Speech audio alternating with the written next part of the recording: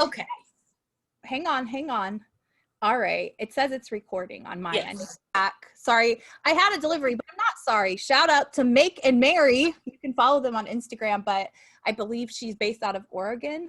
But they have, so you might flip your lid, sis. What I ordered was a gold tinted highlight stick, you know, highlighter that a lot of us love, ladies and men, some men too. It's a golden shimmer one, so you have like a golden glow, but it also is infused with essential oils and CBD, so you can smell it and it relaxes. What? Yes. So shout out to you all. I literally just ordered a couple days ago and I got it. It looks so cute. Okay. Can I see it? Well, I mean, like, it's cute because they wrote on the outside of the box even, and they shipped it themselves. Cute. But I didn't open it yet. Like, even just the delivery, though, package.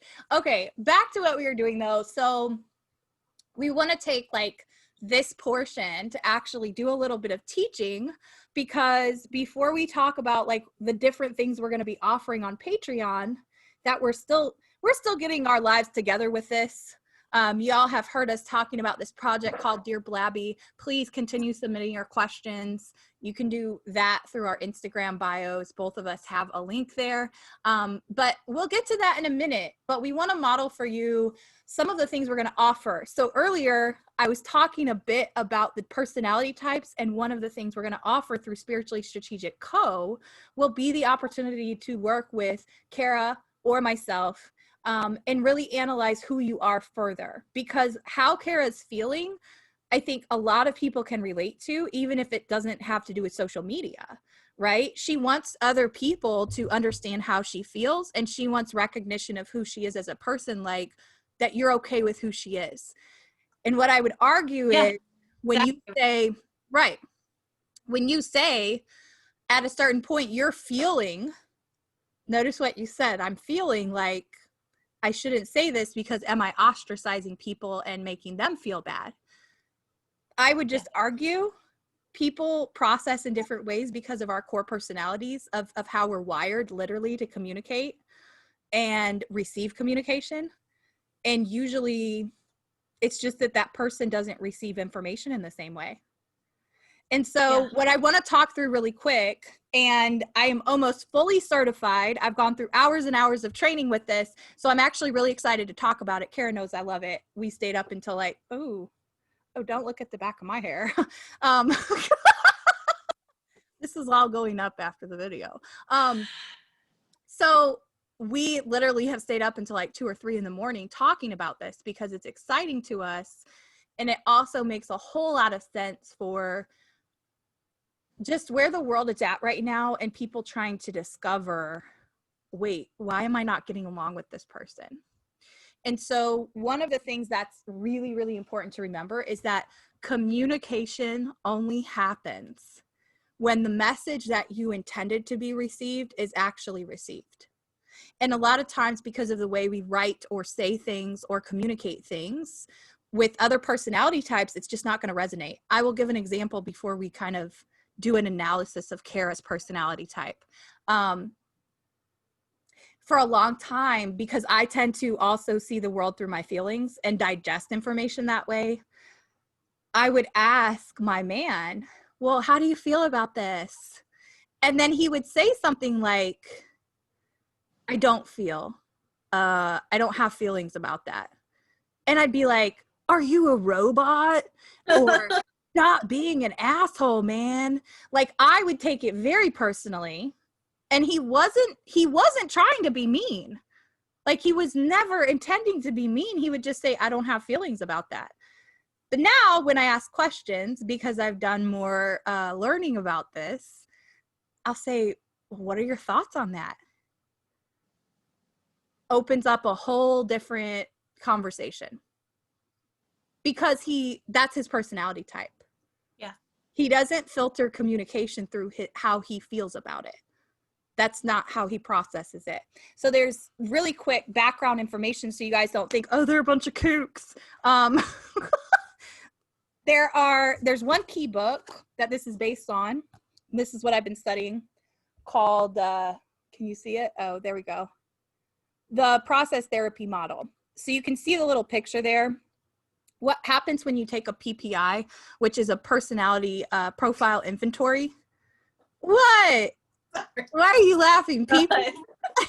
Because you said pee-pee. Oh, Go ahead.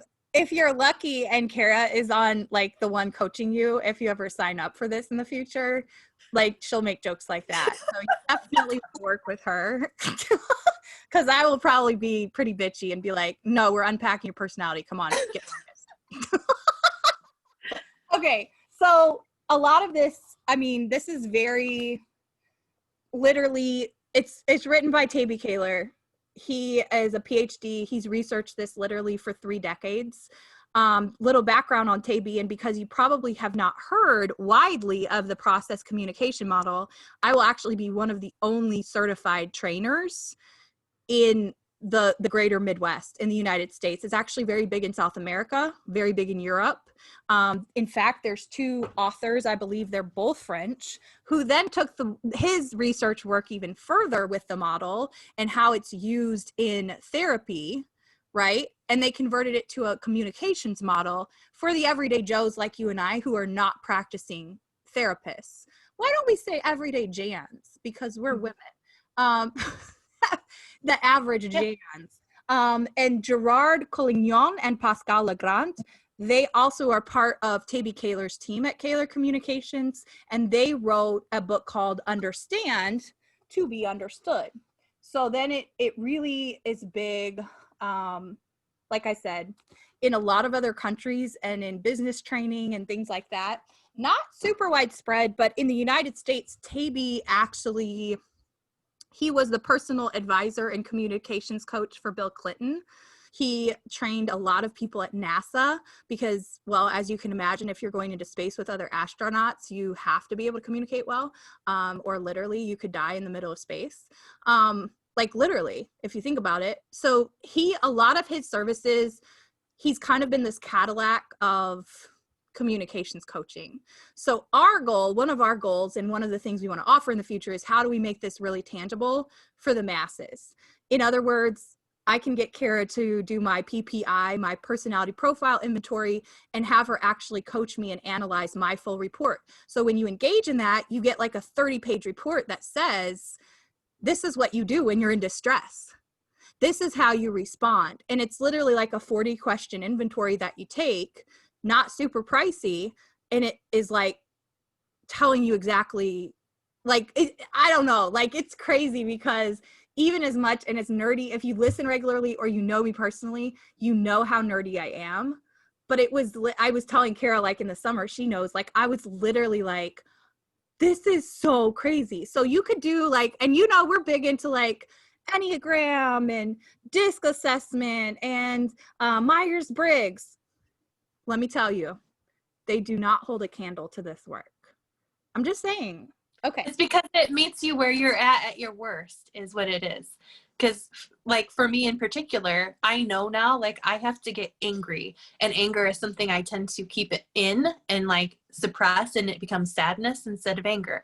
But I know for me to come out of distress, I have to get angry, and it works every single time. I don't hit people, but I might raise my voice. No.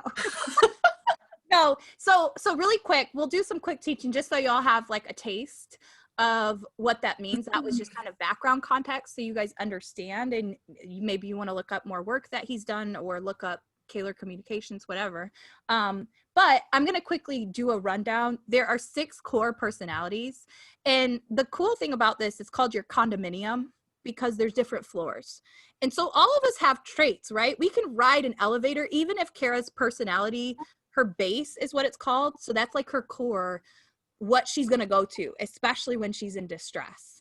That's going to be her core. Now, it doesn't mean she's not going to take an elevator to these other personalities and that she can't operate in those personalities. But the main core about this is also understanding, again, just like the book, understand to be understood. It's that slight shift of language that sounds so minimal. But just like the example I gave with my man, I mean, it caused issues early on in our relationship because we really felt like we were speaking different languages. And I think especially in a lot of marriages even, and partnerships and relationships, this is a game changer. It was a game changer for us because now it's like he will just talk and talk and talk forever. And I'm thinking, you're still talking about your feelings. But he doesn't process it that way. His personality is thinker. So he's all about logic and thoughts. Logic is their currency, so you got to know when you're dealing with somebody what their currency is. Anyway, so there's 6 core personalities, and these are going to be stronger in some of us than others. Your whole profile tells you all those nuances. And they are thinker, harmonizer, rebel, imaginer, persister, and then there's one last one called promoter. That only 5% of the population are actually the promoter personality. It's pretty fascinating. There's a lot of detail I could go into about everything. So your son is very special. Yeah. But well, for now anyway. yeah, that's true. He might have a phase change at some point. See, there's a lot that goes into this, but we'll keep it light. There's 6 core personality types, and they all communicate in very distinct ways. And they also all have a core existential question. So the core question for harmonizers, which is Kara's personality, is, do you accept me the way I am? Do you see me? Do you love me? Mm-hmm. And so any issue you have when you're in distress, it's probably going to go back to that. Even if it doesn't seem like it at first, you're going back to that question usually. Yeah. If I don't feel seen, I don't feel loved, period. That's generally, yeah. I mean, I also have to tell y'all, this is like, it's also, it literally goes into even what each personality type needs as far as decor. It's crazy accurate. Like, yeah. Anyways, so what will happen is certain personalities are going to respond differently, especially when they're at the doorway of distress or they're in full-on distress. And so there's also teaching involved in this, that when somebody is on the brink of like full-scale unraveling, how you can use certain things to bring them out of that. But you have to at first be privy, right? It's a very in-depth model, but you have to be privy to understanding the personality. So all that to say, we talk a lot about knowing ourselves and self-awareness, and we've been on this journey too. We're still on it. But that is something we want to offer in the future through our company, is full-scale personality analysis. And it is from a therapy lens. It is from a psychological research model that has been around for decades. And it isn't just the Enneagram or these other things that you see out there, which they're good tools to start with, right? We're familiar with all those things because we've done those things, but we hadn't seen something this in depth that really spoke to both of us in this way. So I'm saying all that to say, because Kara's in the process of being trained. I'm almost certified to be a trainer. And that's something we want to offer, because I think that it's really, really valuable to know, how do you communicate to others, and how do you receive communication? Because if you don't know those things about yourself first, it's you're going to keep spinning your wheels, or you're going to live a lot of your life in distress. And what I'm realizing more and more with clients that I work with is that a lot of their lives are lived in distress, like all the time.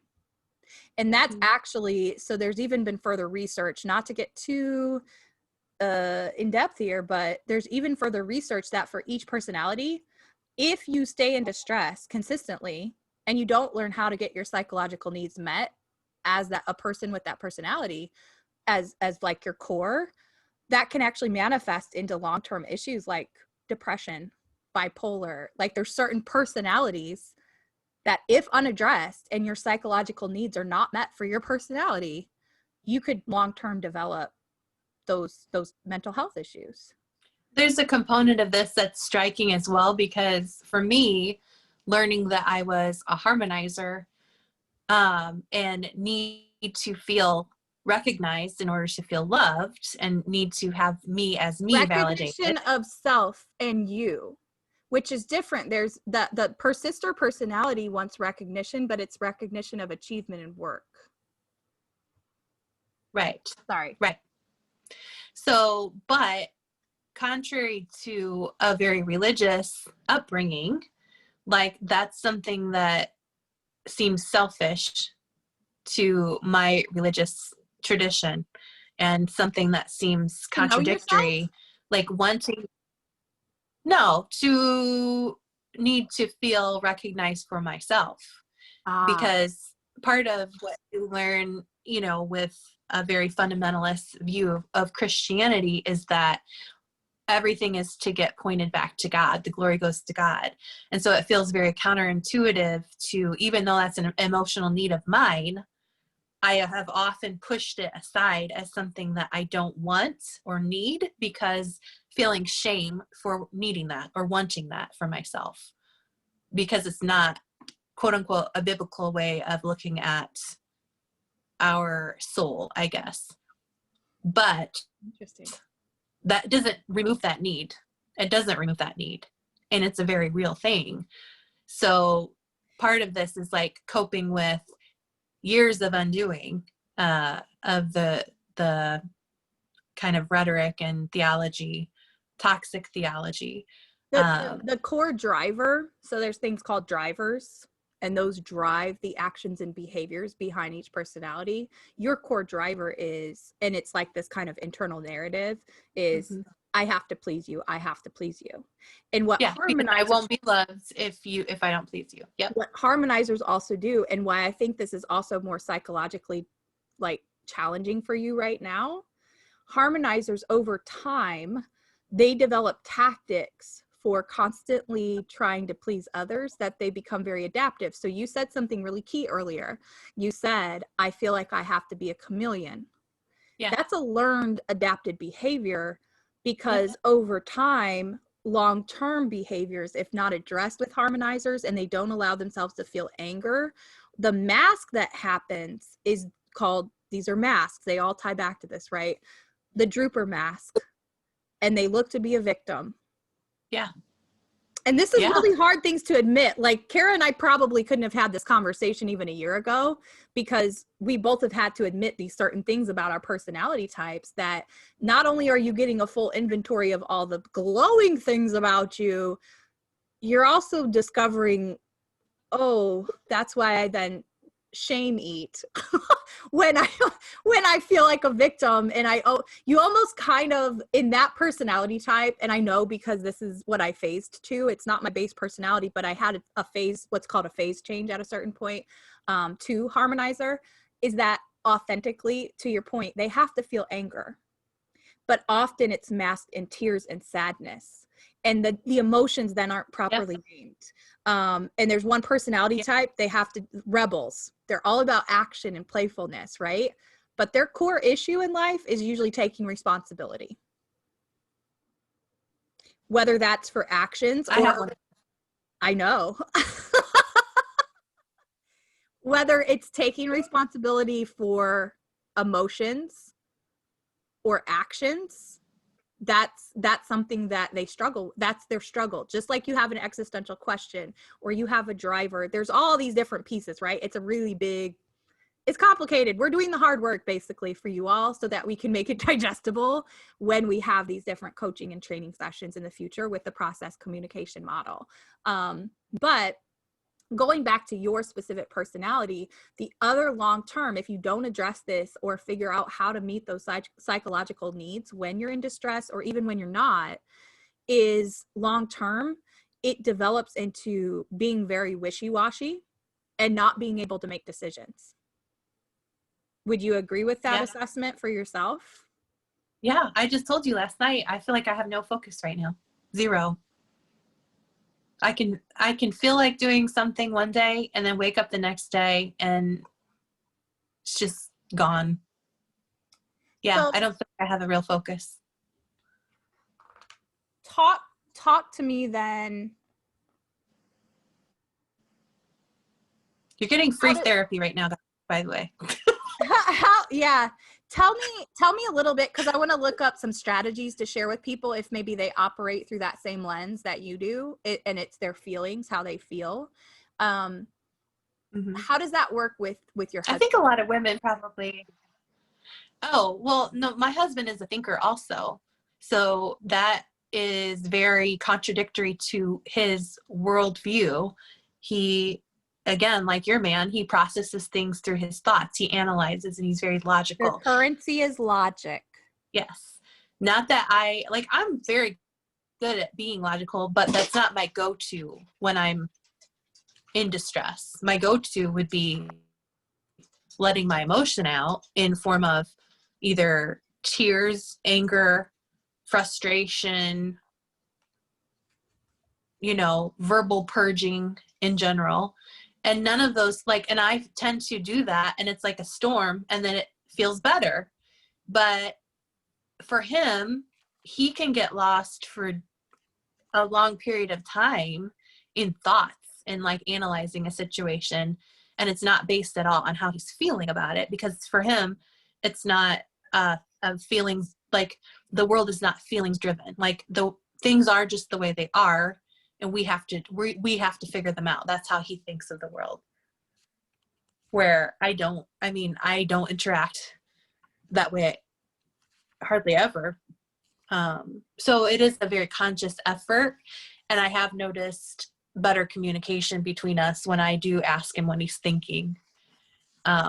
Because just like you said, it gives them permission to like spill out all those things they've been Process. internalizing. Yeah.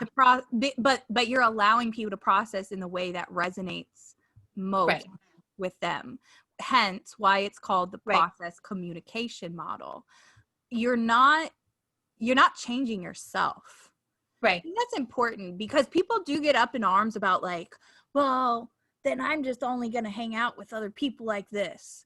That's just a human psyche thing, because it can feel really hard.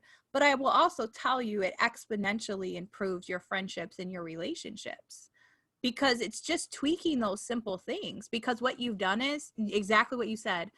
I'm creating a doorway for you to tell me, but it's in the way that you share those things, which is, Well, I had to explain to him. for him, it's I had to explain to Yeah, I had to explain to him, like, even, we dated for like 5 years before we got married. We've been married for 13 years now. We've been together for a really long time. And I've had to over the years, like repeatedly, like explain myself as far as like, I'm reacting in an emotional way. I'm like feeling really sad right now. I don't always know why I'm feeling really sad. Sometimes I get profoundly sad for no real reason. And I always which have told my depression is a manifestation long term for right, harmonizers. right. And I know that I slip in and out of depression. Like I know that about myself, and I can usually feel like at this point in time, I can feel myself. It's not a thing. I know a lot of people struggle with depression where they can't get out of bed, and it just like everything feels hard, and it's for an indefinite amount of time. Typically, if I feel myself, I can go there, but if I feel myself going there, I know how to get myself out of it before it gets bad. All that to say, I had to explain, like, my husband has never had feelings like that before internally. Like, he doesn't just feel sad for the world for no reason. Like I can tell him, like, I just have a heaviness about where the world is. I have a heaviness about people that are hurting right now. Like, well, what, like, specifically? Well, I don't know. There's so much going on. Like, it's just this overwhelming feeling to me. He does not experience the world like that. And I know probably a lot of people don't. But it took me like several years of trying to explain, like, I am never going to be the person that's like in a moment of chaos. I can be calm, and I can be like, you do this, very directive because of my professional life, like as a nurse and working in emergency medicine and all those things. But at the same time, in my personal life, I'm not going to be the calm, cool, collected, emotionless person that's very stoic. I can't. Like, it literally, I can't. I have so many feelings. They just go.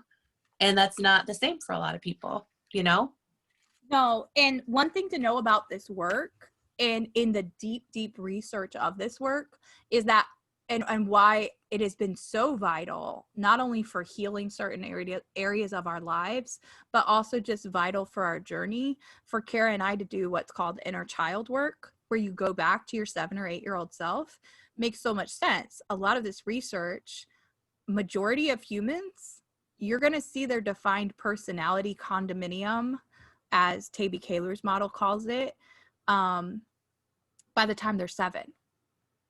So you can go through what's called phase changes. It just means that you are more operating at that floor. So like for me, on my report, I have very high thinker levels now. That probably would have been different 4 or 5 years ago before I've been with Thaddeus for a long time. You know, like that's increased my adaptability to go to my thinker floor and be there. And that's a good thing. I mean, it's a good thing when you can access those different personality floors. So I want to tell you, I want to tell you your warning signals as a harmonizer, and you tell me if these are accurate. I am looking at my notes, y'all, but I mean, what therapist or psychologist wouldn't? Every good therapist has a good notebook that they write in and they throw it on the floor next to them. So this is your warning signals for your sequence of distress, and you let me know if these resonate. For some of you viewing or watching, drop something in the comments here if you're watching on YouTube, if any of this is resonating, or if this is the type of thing that interests you about getting to know yourself. But it's definitely a first step we would recommend, because it is so holistic in how it breaks down your needs. So you would get a full report like this. Like I mentioned, it's literally like a little binder, and it's all about you. In your harmonizer, right, the sequence of distress, you're likely to begin by being over adapting and pleasing others instead of yourself. This results in you being too wishy-washy in your decision making, or in not asking for what you really want. Does that resonate? Yeah. In your basement of distress, this means you're in that basement. You're going down to those floors in your condo, because right, we live up here in the personality floors, but when you go into distress, there's something that happens. That's when we start to see like the mask, which for harmonizers, it's the victim drooper. Why don't you love me? How come nobody likes me? Right? It's all the I'm definitely there partway at least. I got one foot in the basement. Okay, you're tiptoeing. I can still turn around. Yeah, let's get you turned around today. In your harmonizer basement of distress, you are likely to droop and actually invite criticism. So you're like, it's hard. This might be a hard thing to grasp. It was hard for me to accept. But when I am going into distress, I actually look for ways to be a victim subconsciously. And like, no, and then you focus on, see, this person doesn't want me to be great. Look at what they said. Does that resonate? No. Okay. You might experience yourself as a victim, becoming aware of some self-doubt, anxiety, or tinges of inadequacy. You will probably begin to make mistakes that you normally would not have made. So sometimes we start to see those things pop up when we're in distress, and for harmonizers in particular, they start making little mistakes that they wouldn't normally make. In your harmonizer cellar, this is like your second degree distress. Like, you're not in the basement anymore. Now you're in the cellar. I also love his analogies, by the way. They just really resonate with me because I can visualize it. I'm a visual learner. So yeah, I'm picturing myself up in the crawl space right now. Now you're going into the cellar, like hunker down, almost full on depression here. Curled up in a little ball. You could ultimately, in your harmonizer cellar of distress, you could ultimately sabotage your personal or professional life by setting yourself up to be such a victim as to be rejected and feeling that they didn't appreciate me as a person. Ooh, I'm not there now, but I was there a few months ago. Okay. Note, if you're seeing yourself with many of these warning signals and have been experiencing yourself intensely and for some considerable time in your harmonizer basement, over adapting to please others, and then making mistakes and inviting criticism, then it might be wise to allow yourself to feel any anger that may be unresolved. To regain your balance, be sure to follow your action plan, in all caps. So you're also, with your full profile, the good news is there's a personalized action plan for what you need to do to come out of distress and get those psychological needs met.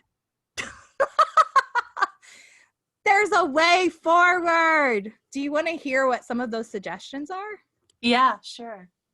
We'll talk a little bit while I find that section of my notes, because this is a big binder I'm holding. Talk a little bit about why you said you were in your cellar a couple months ago. What made you feel like that? Well, notice how I didn't say, why did you think that way? I said, yeah. Tell me why you felt that way. I think I felt that way because of a lot of things that were going on at work. Because during the first wave of the pandemic, I'm a nurse, I work in healthcare, but I don't work on the floor anymore. I'm not a bedside nurse. I do education and professional development. So I was going through a feeling of failure and feeling like I wasn't being of help to anybody. And part of a way for me to, I guess, feel better in situations of distress is to try to help other people. And during the first wave of the pandemic, since I was considered a non-essential worker because I wasn't at the bedside anymore, I functionally at this point have an office job in which I do education with nursing staff, professional development opportunities, that kind of thing. I attend a lot of like system meetings and things like that. So I'm disconnected, and I was being told to work from home just like made me feel like I couldn't even like be there to talk to the nurses for that time period. And I just felt worthless. I felt like I was so unnecessary, and that my role as it was it would never be helpful for anybody again. And I felt like I was abandoning the people that I work with and that I coach on a regular basis. And I felt like I was just kind of like, bye, see ya, even though it wasn't my choice. Like a lot of us in the education team, we asked to help out at the bedside, and at that time our HR department had other options, let's just put it that way. So they were kind of saving us for their back pocket. And that has passed. I'm working at the bedside some now, and that's helping contribute that. But I was finding that I was feeling very contrary, like, to everything that was being told to me. And I pushed back a lot during that time with people that were higher up than me. And not that I didn't have any repercussion for that. And in the end, it was appreciated feedback, I think. I mean, from what I was told, but I feel like that probably was a season of self-sabotage in a way, because I kind of felt like, screw it, I don't have anything else. Like, like if I don't say this or do this or whatever, I mean, I have to, because I don't have anything. Like, I was in such distress that I had to. But that could be seen as self-sabotage, because I also could have just sat back and gone, hey, cool, I get to work from home. But instead, I was like in constant distress about it and constant state of guilt about it. And like, that's something that I don't think anybody at work really understood.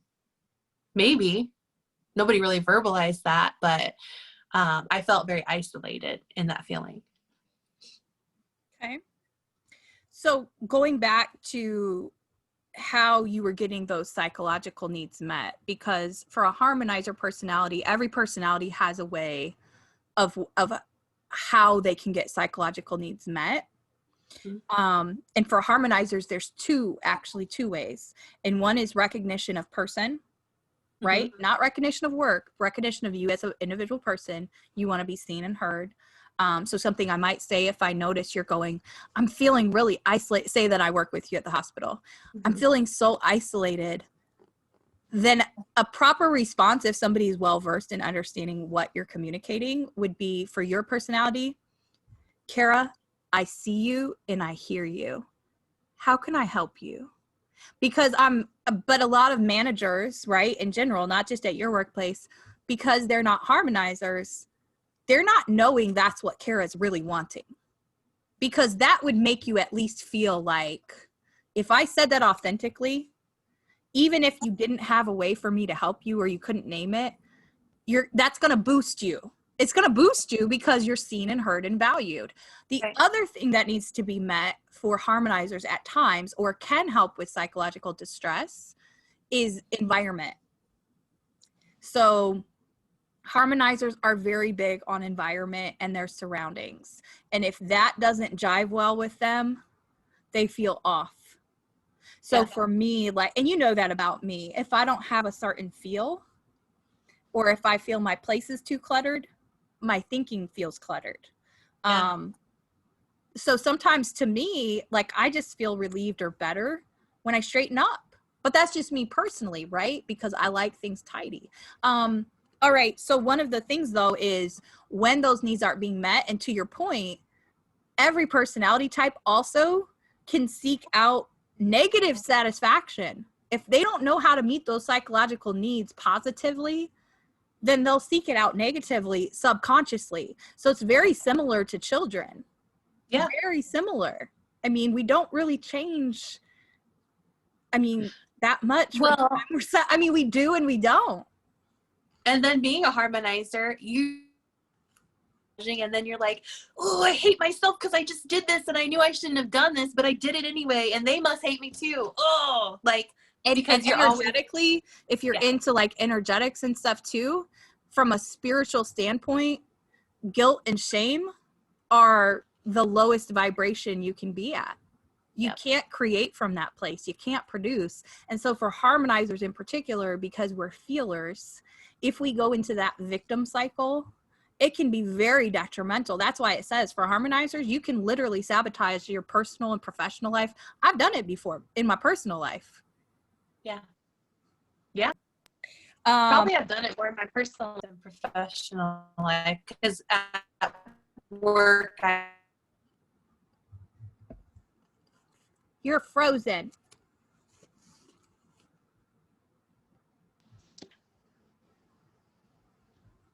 All right, we're recording again. Sorry, we had a technical hiccup. I guess there's just technical hiccups all over today. The problem being, Kara's on 3G and I'm on 5G. And I need to switch computers because, we just have issues. But not major issues. We'll figure it out for you all. We promise. We'll get it together technologically. Okay, so going back to that negative, right? A lot of times it's the same thing you see in schools, the classic case of a kid acting out. They're going to get those psychological needs met subconsciously either way. And if you've proven as a teacher you're not going to meet them positively, well, then kids keep acting out because they're getting some need met. And adults do the same thing. So here's just some triggers for you or anybody who's watching this who maybe they think, ooh, Kara sounds like my kind of personality too. Is that if your need of recognition of person isn't being met, these are sometimes the negative satisfaction type things you might seek out. Negative. I'm going to give you the positive, but here's negative. Making careless mistakes that are sure to be discovered, ignoring your colleagues, laughing at yourself inappropriately, playing stupid, or discounting yourself in front of others, or not accepting compliments. I still have to work very, very hard at accepting compliments. I do too, and it's really funny because I do, like, it's uncomfortable because that's not really like I know other people feel like that's a validating thing, and oh, you must feel cared about, a compliment, but no, because I feel like a lot of times the things that I receive compliments on are not things that I feel like I have control over. So it's like they're your eyes are beautiful. Complimenting your work. Well, thanks. I was born with them. Like, I mean, literally, that's like.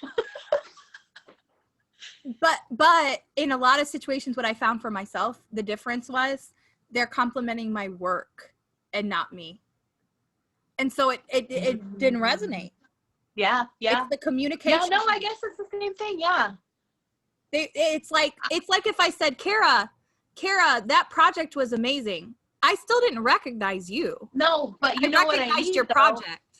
The recognition is the need to be okay with me, no matter if I'm being sad, if I'm being happy, if I'm being funny, if I'm being whatever I'm being, that I feel like you're comfortable with me and can be yourself around me. That's validation too. Like if you can open up to me and be yourself, to me, that's the biggest validation, and it requires nothing from you other than to be yourself and feel comfortable with me. If I feel you're not comfortable with me, I immediately feel invalidated, which is why when I walk into a big room full of people that I don't know, I tend to shrink back because it's very intimidating for me to like have all literally hundreds of options of people that could either I could really get along with and jive with, or I could feel discomfort from them. And so that means there's something wrong with me.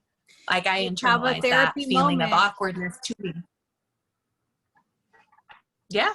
Let's have a therapy moment. This goes back to what? Let's do it. The existential question that you're wondering all those things. She's processing all those things because what's she really asking? Will the people in this room accept me and like me and see me for who I am? That's the existential not my work, question. not my. Yeah, that's the existential question of a harmonizer. And so if you don't address those things, if you don't start to develop that sense of self like worth, right, and do so much work with the self-worth for yourself, then it will be that kind of always questioning and always being scared. And that does stifle your ability to share authentically. And that's probably why you're feeling like, wow, I'm putting my heart on the line, sharing this very bold post about religion and my belief system. Because then internally, you're also saying, this is a huge step for me. I hope people recognize it. But then you're not going to get that validation on social media. You're not getting that validation on social media. All right. So here's where, if you're not meeting the sensory needs of a harmonizer, here's how you might negatively go to get those met. And this is kind of the darker side of harmonizers here. A little bit of the dark arts, if you will. Overeating and or not eating a healthy diet. Guilty. Overuse of caffeine, tobacco, or other stimulants, drinking too much alcohol, or using legal or illegal drugs, not caring about how I look or feel, and distancing myself from others. Yep. Well, that one's easy now. Yep. all of the above. All of the harmonizers now have an excuse to stay in their victim cycles. Well, I'm just social distancing. See, and people think, the funny thing is like the alcohol thing. Most people think that partying is fun and, having a few cocktails and getting a little buzz is fun. For me, it's very anxiety inducing. And because I feel like I'm not being myself in that state of mind. And I also physically don't feel good. So I tend to stay away from that, but I also don't use alcohol in the way that a lot of other people use alcohol, which is as a social lubricant, to have fun. I don't feel like I have as much fun when I have been drinking or whatever, because I have that agree. sense of like, yeah. I'm the same way. So I don't think I use if that. If you're a person who loves to drink and you enjoy it, please have fun. Yeah. But I just don't feel good when I do it. Like I think I'm older now, and it just makes me feel not good. And also, I think I did used to use it that way in college, like maybe as a distress like reliever or something like that. Maybe. I have thoughts about why. I have definite thoughts about why I did, related to trauma and some other things, but we don't have long enough time to get into all that today. I'm the same. Like, it's not really something I enjoy at this point. It's not, a lot of my friends, like, that's not what we hang out and do. It's just not. I think I do tend to like do some weird things with food. Like I have done weird things with food my whole life. As far as like not eating enough, and What, then like also you go record videos and go, ooh, that no. was good. As far as it being like a way to have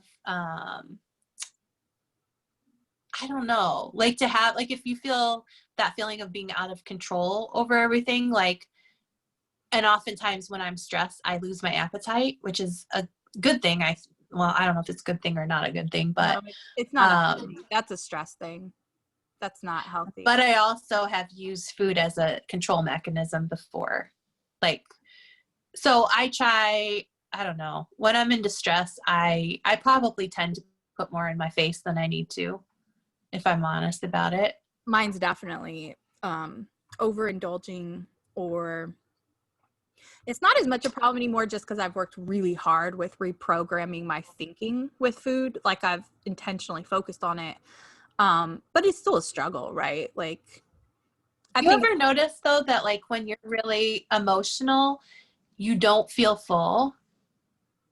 Like it's not a matter, like I can be in a totally good state of mind, and like I actually like feel like my body rhythm is like, oh, I'll have a small, like a couple boiled eggs for breakfast, and then I'll have some tuna for lunch or something. I'll have a basic supper, and I'm literally like, I'm not hungry in between meals.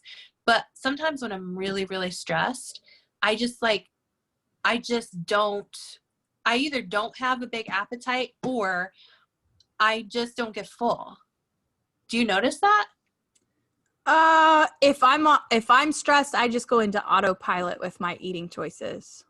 And I've realized for me, I just have to be very conscious of my choices and why I'm being drawn to food, because food to me is that kind of drug, that if I had a bad day, or even if I want to celebrate something, part of it goes back to how food was treated in our own household. So there's also other factors there, but and what was allowed and not allowed, like certain things like that.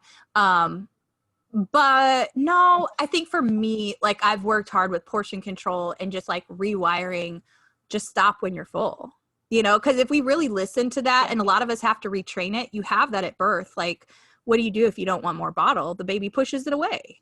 Like, and you know yourself intimately well because you have no choice but to know yourself. You can't speak, you can't use words really, and you're crying and crying and you don't know if mom gets it, but if you push it away, she gets it. Like, so even in our smallest form as humans, that wiring hasn't been broken through. It's broken through when parents do things like, you have to finish all the food on your plate. You should never let food go to waste.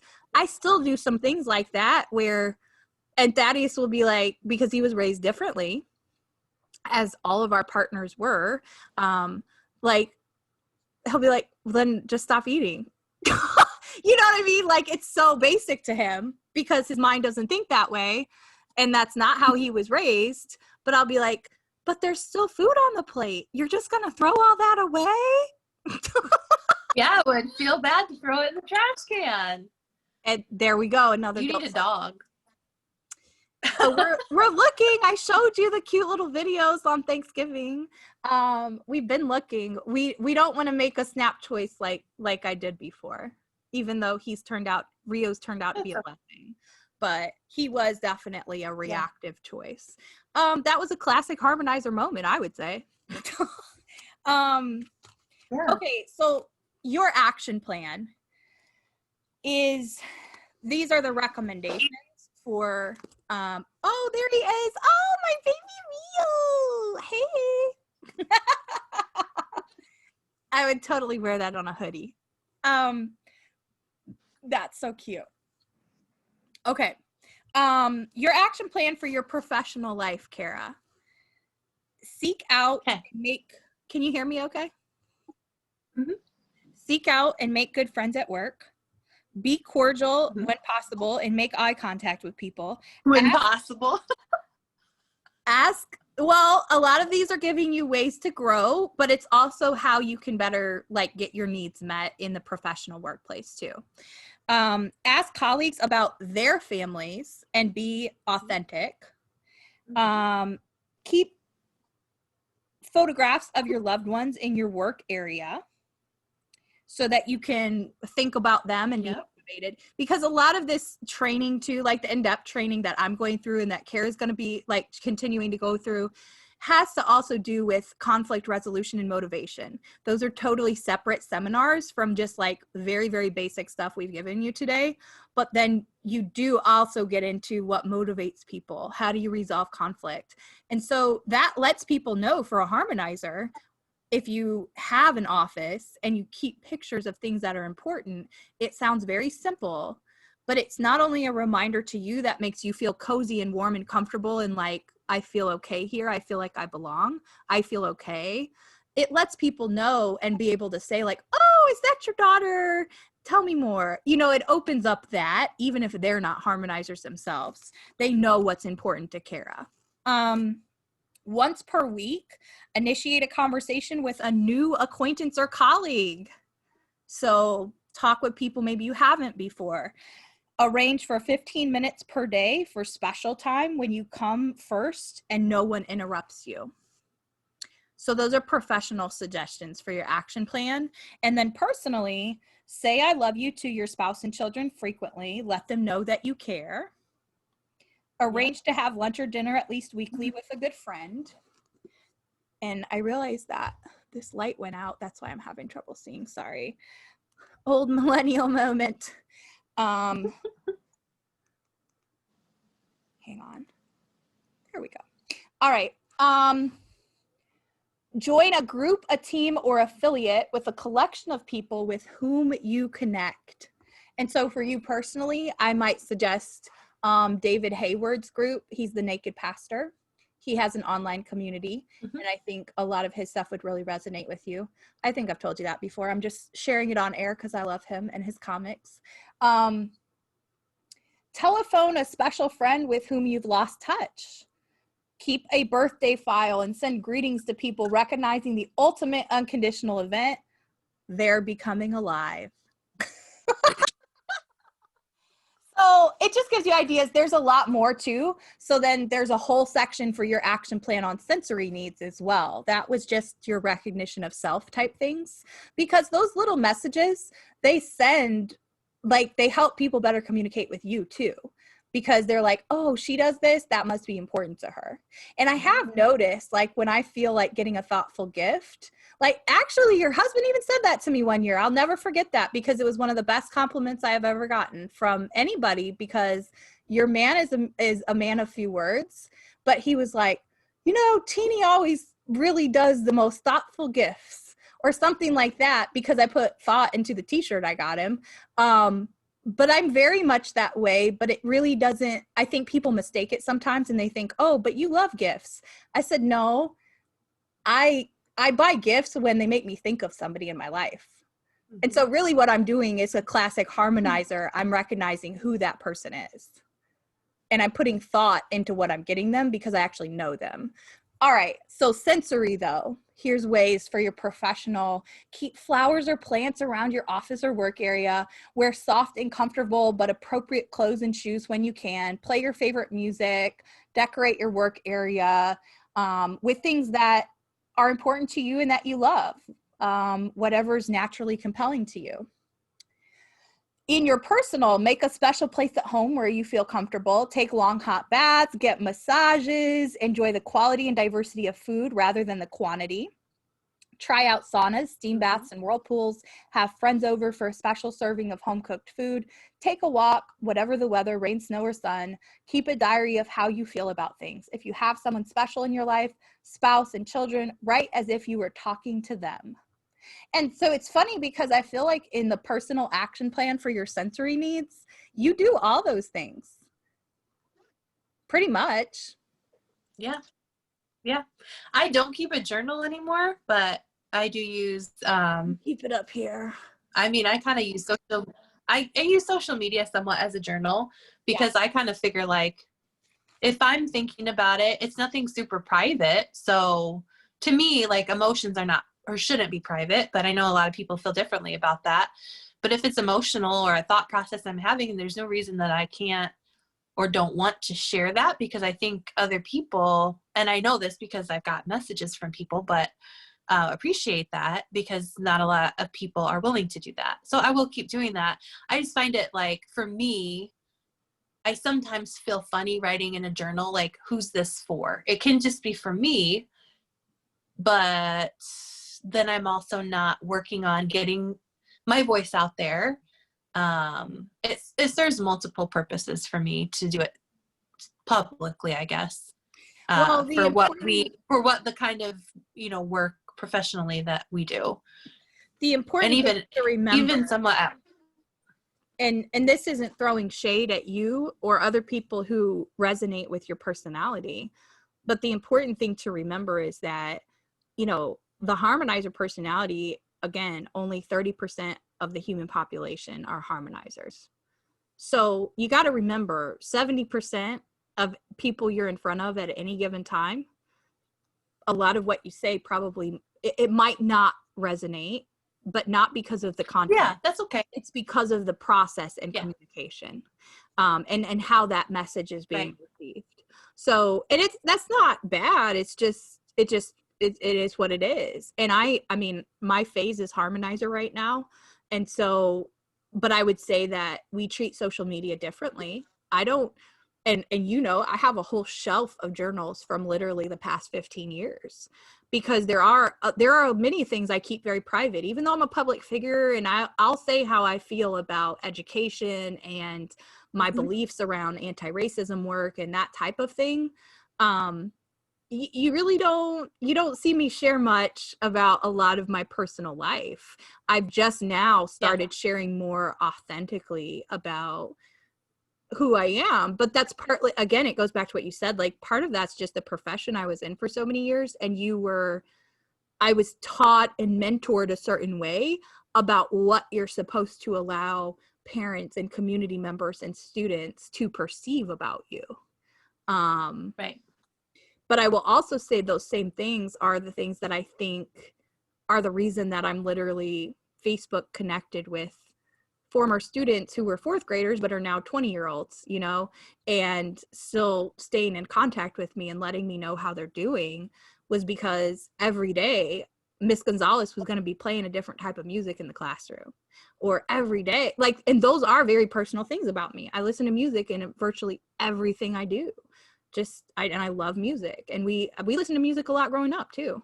So I think there are ways that I've let that be seen, but there's just a lot of things I keep private. Like, and I mean, the same is somewhat true with you though, because it's very rare that people will ever see you post a picture of like you and Anthony, or for you to like post some long soliloquy about your husband. No, because I feel funny about it. Like, I know it's probably backwards for some people. For some people, it's easier to take a selfie or put up a family picture than it is to like spill their guts in a post. I feel like that's the most sacred thing though.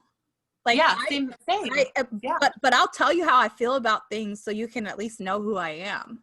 Yeah, and exactly.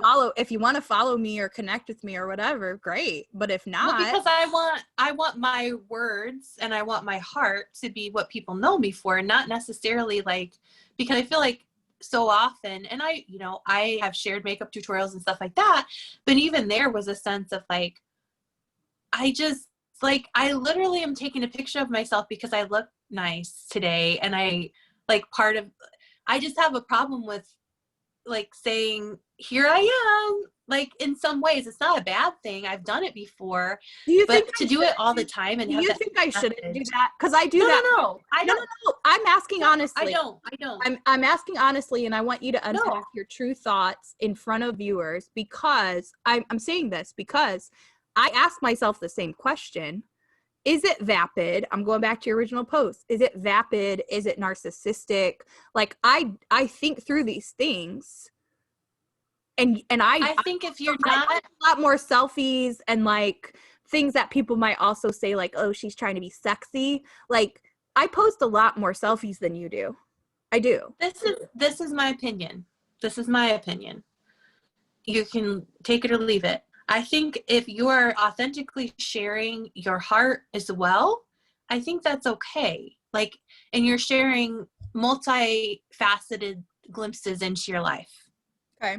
But if you're always gonna put like a pretty picture of yourself in a pretty outfit, or if that's your only thing you have to offer, which it isn't, because that's not it for anybody.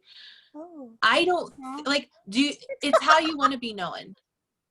Really, it's how you want to be known. So if you can balance how, like, I should post more selfies of myself, because those historically, business wise, as an entrepreneur, those are more effective. I don't, just because I have a weird hang up with it.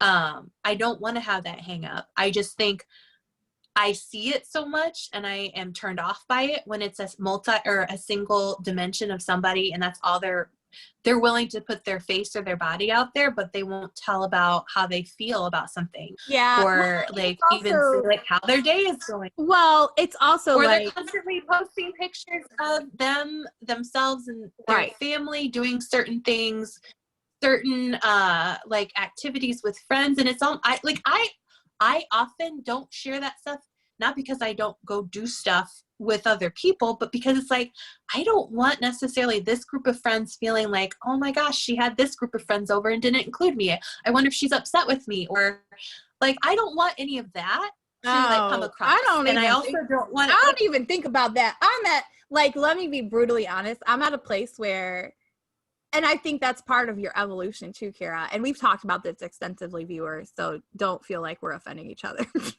is just how we talk. So like, I'm just gonna be blunt. I don't like, okay, if you're in the car and you have kids, you might want to like pause this and listen to it later. But let me just unleash, because we said we're gonna be spicy and real. And I like to throw, like, timeline wise, I think it's when my PhD work started, actually. I started cussing a lot more. And all my other friends who either have PhDs, they're like, oh, me too. So we're like, is it just this anger that comes out of you? Because for a long time, I'll be like, oh, well, you know, the love of my life is a trucker. So I guess, you know, his trucker language rubs off. And I'm like, no, that's not actually true, though. It really was. I just want to say this word. Yeah, it really was a couple years ago when I started my PhD. And I think in that journey, I've also like, I just don't have a problem with it. And I'm not in a classroom anymore. Like, I don't have to be worried about, like, if something slips, then a bunch of third graders are going to look at me differently, you know, which they probably wouldn't anyways, because I knew a lot of their parents and I knew a lot of their parents cussed in front of them. You know what I mean? Like, it's just all your own perception. But what I really want to say is, I don't give a shit, bitches. Like, that's kind of where I'm at. And really, you shouldn't give a shit either. Like, literally, I had somebody end a friendship with me, a 10-year friendship. Okay? This happened pretty recently. Kara knows all the details. Because a lot of it went back to, she felt like I had other friends. This is freaking somebody older than me. Okay? This person is 40 fucking 2. Okay, I said it. Grandma, cover your ears. Cover your ears. Don't judge me. No, but it does piss me off. And I felt authentic anger. You know, I smashed a picture with a hammer after that. Now is the spice. Okay. I let myself feel that anger because how dare you, a grown ass woman who has been there for you, and you as a grown ass woman, literally, this is the emotions. Oh, you went and hung out with other people? Oh, that's literally the underbelly of the reasoning. But that's why I'm very like, I have close friends in different circles. I don't feel the need to introduce all of them and have one big girl gang. I don't. And you know what? No, I don't give a shit. I don't give a shit if I see Kara. Kara's really my best friend anyways. We know more about each other and each other's junk and understand each other probably better than any other friends ever will. But, and I know not all sibling relationships are that way. So I'm also saying that because it's a true blessing and I love you. But I see you, Kara. But I'm also saying that because I don't give a shit if I see her out on a yacht in Chicago and she has developed close friendships there for whatever reason, like she would invite me, but even if she didn't, I wouldn't sit there and be like, really? Really? She's going to hang out with other people? I guess I'm just envisioning the purpose behind it, because I have done it before. I've gone to something and like taken a bunch of photos and then shared them. My husband does it pretty routinely. Mm-hmm. I should ask him how he thinks about it. I don't judge him for it. I don't really judge anybody for it, but for me, it just feels like, why am I doing this? Like, when I share stuff, it's authentically because I'm trying to teach people something, because I feel like because of the not because I know everything. No, because of the different personalities. That's harmonizer's narrative. A harmonizer's narrative is, if people would just be who they are and say how they feel, the world would be a better place. That's harmonizers to a T. Oh yeah. But then you got 70% of other personality types. They don't give a shit. That's why they're not overthinking all that. Or they're just being motivated. They're just being motivated in a different way. But ask Anthony. Yeah. I would be curious what he would say. Like, because for him, one thing that stands out about his like social media presence, he's big on sharing memories. That's pretty much all he shares are memory-based things and things that matter to him. So I would know, if I didn't know your husband at all, I could look at his Facebook and go, this is a guy who values family. And this is a guy who values being a father and a husband. And he enjoys hunting. That's it. Oh, and he's also a talented musician. And he's willing to share that part of himself. That's the only time you really see him. Yeah. Like, he doesn't post selfies and all that. But the really only time you see is through music. And he always gets huge response and lots of views. And he doesn't do it for that reason. Nope.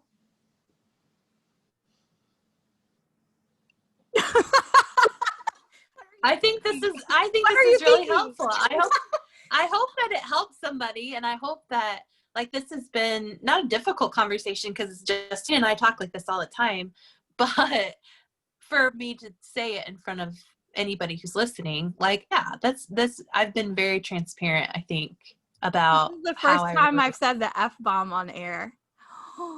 Hey, maybe next time it'll be me. We'll get their viewers. Some viewers are probably like, they think this is spicy. Oh, big deal, Justine. You finally said that. It's only the spicy F word. because you're not even calling it the word. I'm calling it the F word. It's because we're harmonizers, and we know that we have a family who doesn't use F-bombs that listen to this. True. So that's true. But it's fine. I don't, like, they love us, I think, no matter what, hopefully.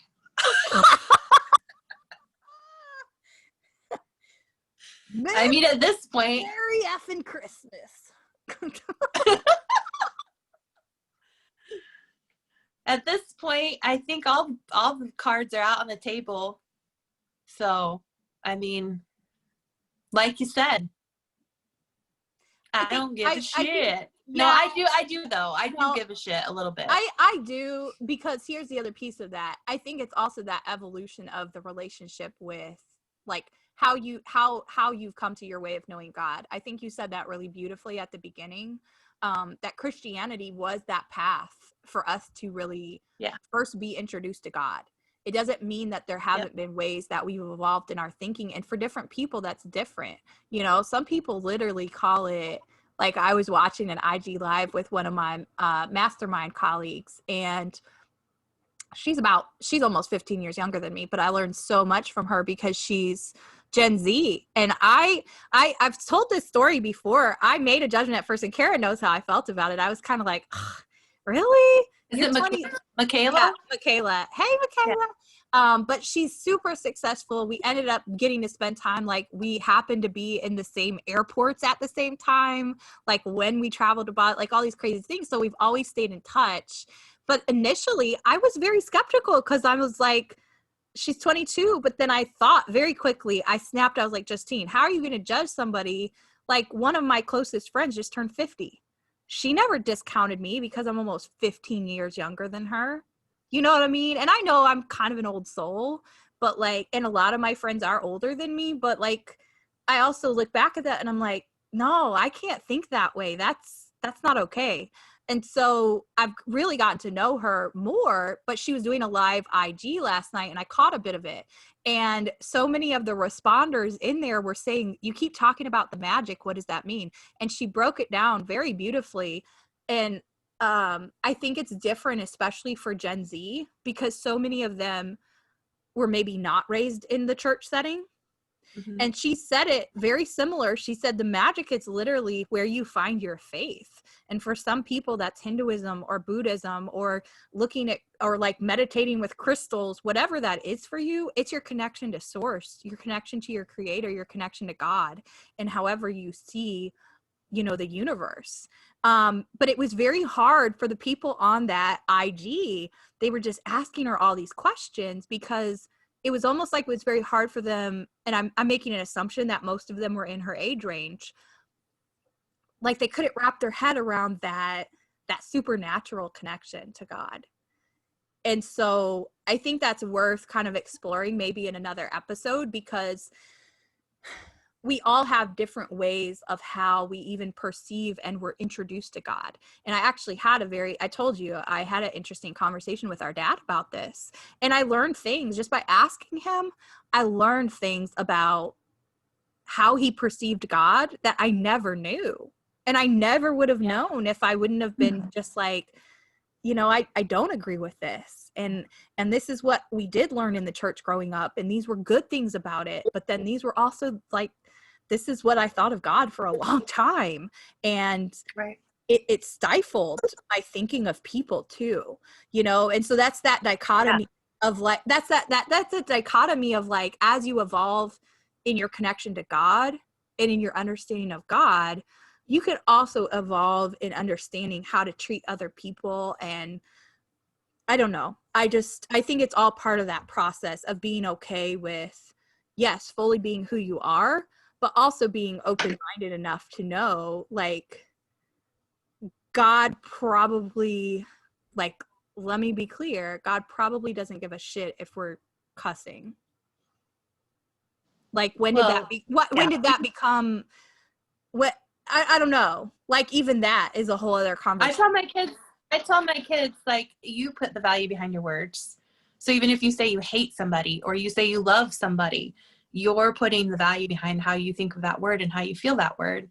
And it can be the same for any word. Like, I don't know. I think there's so much. Yeah. Another episode, we'll talk about how othering takes place and how, you know, like Justine and I spent a large portion of our lives othering other people. Shout out to Michael Fry. He has a great TED talk on othering. Okay. Sorry. Sidebar.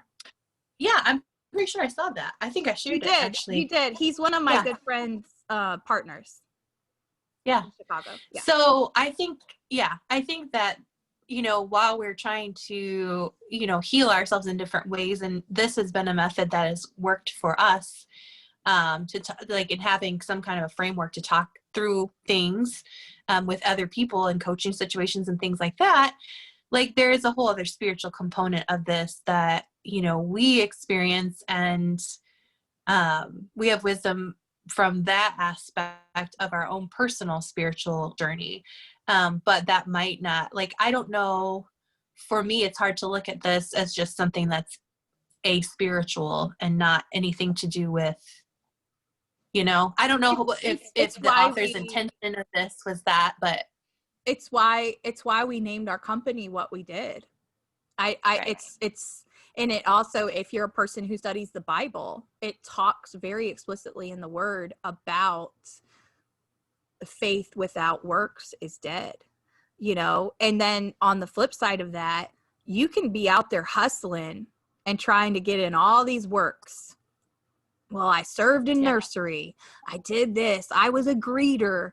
And you're actually, but spirit is nowhere. Yeah, but your belief and your faith and your soul, deep in your soul, and how you consistently connect with God, it's just always there. That's why it's always felt, even since I was a child, it always felt very weird to me, like, hey, you have to read your Bible every night. And it wasn't because I was resistant to it. You know me, I'm a nerd and I'm a rule follower at my core in a lot of ways. Well, I'm not a rule follower anymore.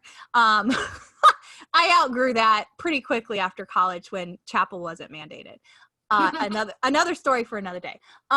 Even then I was pushing the boundaries with a lot of things. But I will say, like, I've always, like, there was never times, even as a kid, where it wasn't a separate thing to me. It was like, I literally would go talk to kids on the playground about God.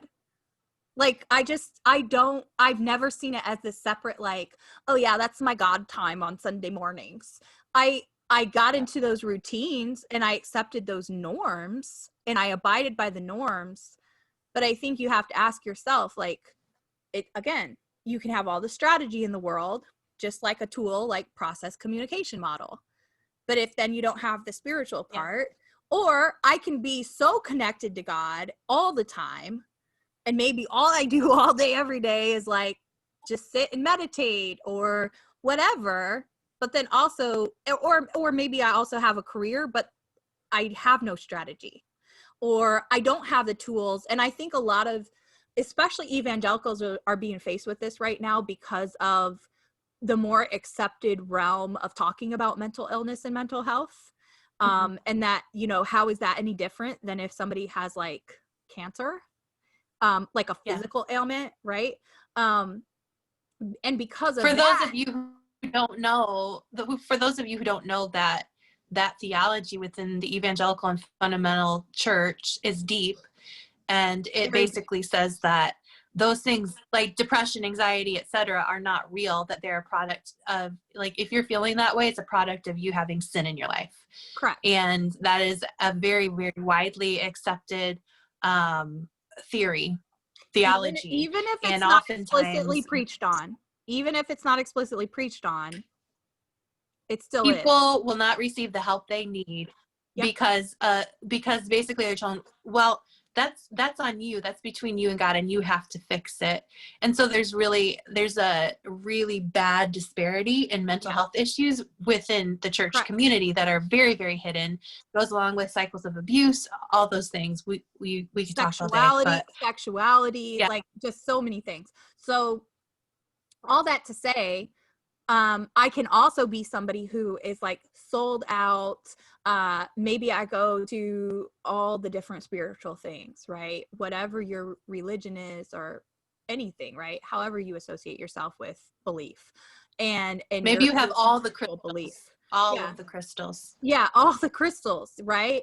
But then behind that, for some reason, like, you still feel really sad, or you still aren't, or you feel yourself going into cycles of like what we talked about on this episode. That's where the strategic part comes in. Like, again, that's the whole reason we named our company what we did, because you kind of need both. And you can't just say, well, God will heal me. God will heal me. No, God did not put like magic writing in the sky and say, hey, Justine, this is why you react this way. No, God delivered a person like Tabby Kaler and so many other incredible people, which, by the way, I think any individual you encounter can have high value if you're willing to see that and engage with them. Not because he has a PhD, but because he brought something into the world and devoted his life to researching the psychology behind it. So if we have these, and people have been willing to ask questions, people have been willing to, literally, to your point, they have devoted their lives to sharing this because they are so passionate, and it has helped them heal in such incredible ways, or it's helped them better. It really is healing, because you can also then push back and go, well, Justine, how's a personality profile going to help me heal? Well, guess what? Better communication equals better friendships, better relationships equals a healthier you. I don't know how much more clearer that can be. No, totally agree. I think we, like, as much as we run our mouths on here, as much as we share on social media, we are very open books in a lot of ways. But we also are, you know, we go through the same thing everybody else goes through. And this is probably one of the first times we've really been open about our vulnerability in that. And I think, yeah, you have seasons of going through it. We all do. But you have to, like, I don't find myself wallowing in bed because of it, you know, like where I used to maybe would have, I still love a nap, but that has nothing to do with depression. I used to would have had times in my life where it was hard to get around and get ready and do the things that I know I need to do to make myself feel good. And it's almost like self-sabotage. So it doesn't have to get to that point. And that's what we're trying to impart. Even though this is a difficult season for me, I don't have to find myself in that cellar. I don't have to go down there if I know that's what it's coming to. I can pull myself out of that before. And I think that's been the most valuable thing for me. I've been to therapy before, you know, and it was good, you know, it was fine.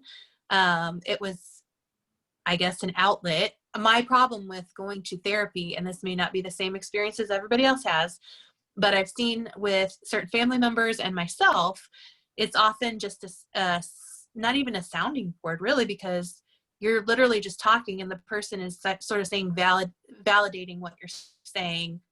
There's no like strategy necessarily that they can advise you on necessarily, or I don't know. It is a process of learning and self-discovery, and I realize that, but something that's different about this model is there's a coaching element in it, that there's real actionable items, like based on your actual personality, that for me, going through therapy, yeah, I could talk all day about issues of whatever, but did I ever really get any kind of feedback? No, not really. I mean, and to be fair, we won't rehash all the details because quite frankly, I don't think either of us will remember them. But I had a moment of distress at Kara's house probably 3 months ago. And it was a similar situation where I just felt triggered by something somebody had said. We were like, there were people that were over, but not at her house. Excuse me. Let me be clear. During a pandemic, we were standing outside around a bonfire, all distanced. But I ended up like, we went back to the house and we started talking through some things, and it took us forever. It took me forever. But I will also say it was very necessary, and it actually proved to be a good growth, like in our own relationship. It was like an arduous, probably 3-hour conversation, and we both cried at certain points. Like, I don't even remember exactly everything we spoke about. And I think it took forever for me to even identify and like name what the emotions were that I was feeling. And it really didn't even probably have to do with that situation. So I just always think about that because there's so many situations in the world where, again, there's no need for grown people to be ending friendships like over miscommunication. And that's usually what it comes down to, is just, it's the title of one of the books, understand to be understood. So if I don't understand myself and how I operate, I can't understand other people. So that will be our goal, honestly, is like, by having these sessions and helping people analyze their full personality profile, which we are both being trained to do, and about to be certified, like that opens a whole new window to even just how you perceive the world and maybe some things you didn't know about yourself. Also, without having to spend the high ticket price of investing in a therapist, but that might actually be a better, I think what you're saying, Kara, is this has been more enlightening for you personally, because it was actually like, hey, this is teaching me about myself and my needs. Whereas that could take a matter of literal years working with a therapist. And this is literally the tactics they're using. Like they're drawing things out of you because they've been trained in stuff like this. And then they're charging you lots of money because, you know, they're worthy of it. I'm not saying that's a bad thing, but for many of us, like that hasn't also, it's legitimately not been a go-to option because it just wasn't affordable either. Well, that and also accessibility, Yeah. it's not super easy to find somebody, period, like especially in the area I live in. And then when it may or may not be a good fit, like to work Yeah. with that person, they may not really There's understand what you're very going minimal through. Black therapists. I have literally never met a Latino therapist ever. And those things are important culturally for understanding some of the traumas and some of the mentalities and things that a patient might talk about. You know what I Right, mean? Or a right, client, excuse me. I don't know right. what they call, but what they call I us. think especially moving forward, like in our current, situation, especially in America, like we just got through an election, or are still getting through an election, pardon me, that it's very divisive, and we have millions of people at odds with each other, Right, basically. right. And also there's a component for us in the work that we're doing in our business, like there's a component now that wasn't there before, and it was there before, we just didn't realize it. But how do we communicate with people that we just have like no no sort of like beginning commonality anymore, because there's so many things that we're at odds about as far as ethics and It's um because we're focused with you know social media. I have a theory. And I think it's because people jump to the content and what you learn in learning the process therapy model and more importantly the process communication model, because they're technically two different things. They're related, but they're two different things. But the process communication model is to stay in process. And it sounds really, really counterintuitive and crazy to say, but most times, especially when people are in distress, which a good portion of the country is right now, it has nothing to do with anything somebody's saying. It has nothing to do with content. It is all about how it's communicated and how that communication is received.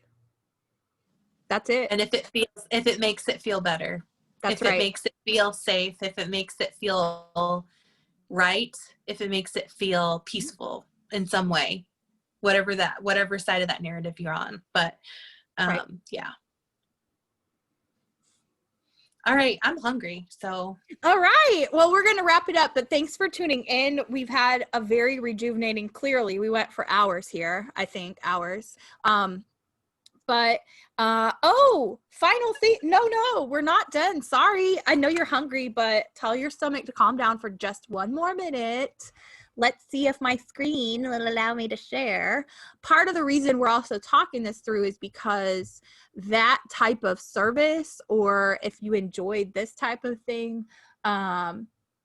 we'll be offering other services, not only through our company, but do you want to talk a little bit? Well, should we just show the trailer for Dear Blabby? sure.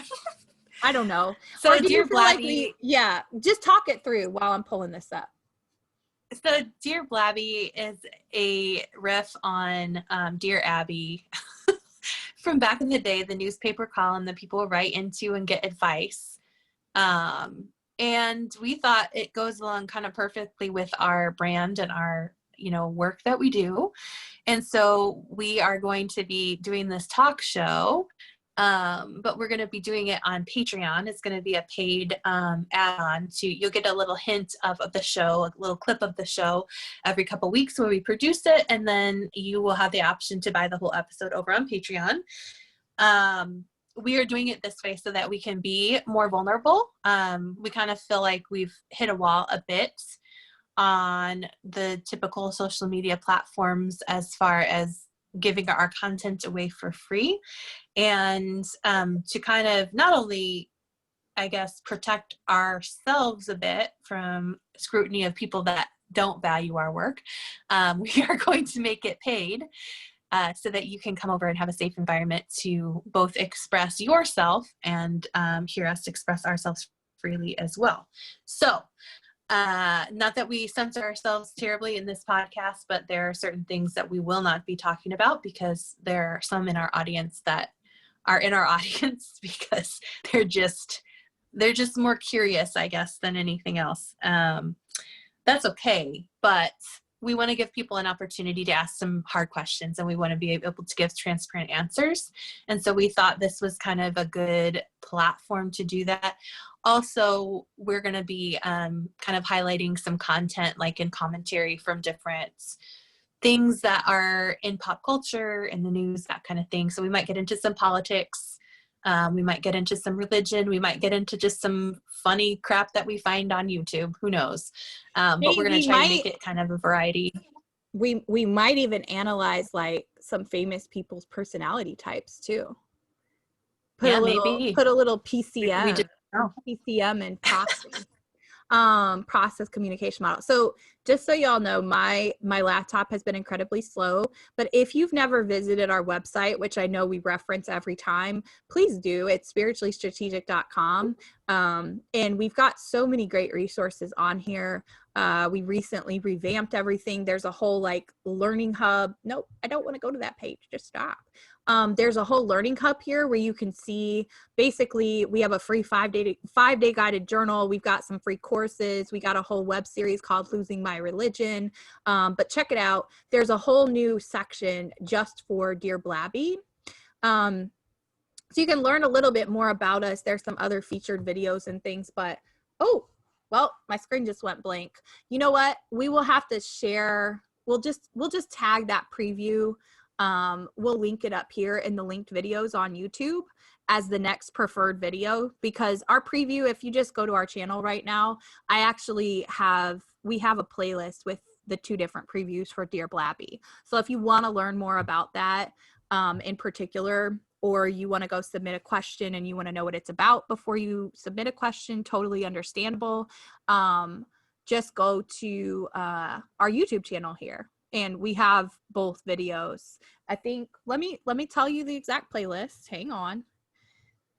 Let me tell you where to go. My channel here. You'll see when you it. submit your It's question, literally completely sorry, anonymous. So you don't have to put an email address or anything in. We have no way of seeing who you are. So don't worry about that. You can have it be like a narrative story that you're sharing that you want advice on, or it can be a question. And we're up for answering anything. So we've gotten a few in there so far, and we will be including those in our first episode. Yeah, so there's actually a playlist on our YouTube called Dear Blabby. So you can see both of the previews there. We did drop those in there.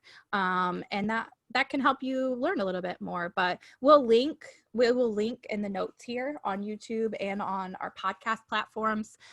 We will give a link to that Dear Blabby questions. So we talked about a lot. We covered a lot. We got some different endeavors happening on Patreon, as well as just in general for Spiritually Strategic Co. Of some other services. We're going to offer some kind of like executive level services. If looking into your personality is your thing. And when I say executive, I mean like, no, you're not like hopping on to just get a free personality profile. This has actually been a huge investment on me and Kara's part, not only with time and money, but there, like I said, and I can get the exact numbers, but I will actually be one of the few people who is certified to train on the process communication model in the whole United States. So, and Kara will be too. So there you go. I don't have anything else to add. Well, thank you for therapizing me today. I think it helps. Not a therapist. Let me give that disclaimer. I am not a therapist. I'm not. No, but you will be a doctor soon. I will have a PhD. It is true, but that's not the same as a medical doctor. I know. All right. Bye, sister. Bye, viewers. Thank you so much. Be sure you subscribe, hit like, drop some comments for us so we know what you like and what you want more of. Share this episode if you really love it. Okay. Share it, even if you don't. Share it. No, I'm just kidding.